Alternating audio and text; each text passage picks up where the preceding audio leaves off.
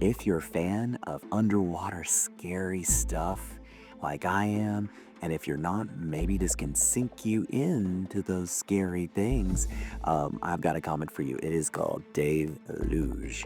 It's put up by Ignition Press. They're just on a roll with these new books. This one is written by Cullen Bunn, and it's got art by Marika Cresta. And as you can tell, there is this crazy sea serpent and this person kind of doing a Jaws-like thing and floating up. So what makes this book so intriguing? Well, and you're dealing with an all-female penitentiary, and they're getting this new nurse brought in. You get to meet all these different inmates. While this is going on, outside there's a storm raging, and we get a flood. And what it brings is scary. But that's what makes this book so interesting. It's very time sensitive. It's crunching the comics down with every read. You're trying to figure out, are they going to get out of this pressure situation? It's a pressure cooker is what it is. And you get to find out, what are the real monsters? Are they each other, the people in there, and the past that they're doing? Because you get to see some of the things they lived through and why they're in that prison.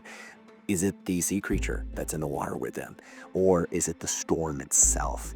When you compound all these things into a book, you get the comic deluge. So swim on over to your local comic book store and check out Deluge.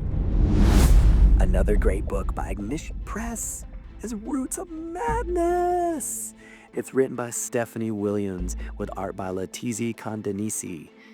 What makes this book so neat and special is it has Pet Sematary vibes with magic and science all rolled into one.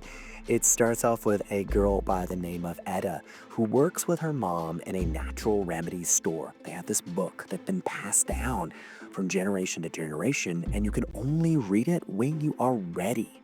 And this girl is always wanting to know more. She gets to get herself in trouble and all that, but the mom says this really, really important quote in the book. She says, power is in knowledge, but wisdom is in knowing when you're ready to learn.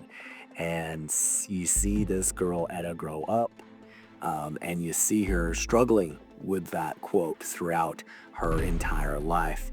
She's also off given this opportunity, and we're going to see if she takes that opportunity to further her knowledge in the natural ailments slash magic department. So we're going to see her make a choice, and we don't know if it's going to help her or if it's going to drive her mad. So if you're into something scary, you're into a little mystery, kind of like the murder podcast one I talked about, this definitely has both elements, but with a magical background twist to it. Everything Dead and Dying. It's another hit that'll put you in the spooky season mood.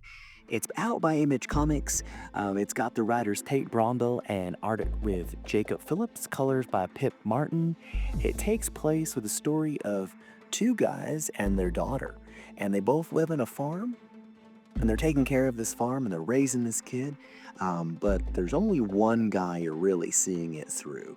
And you start seeing him going through the day, and he has images of what looks like dead stuff.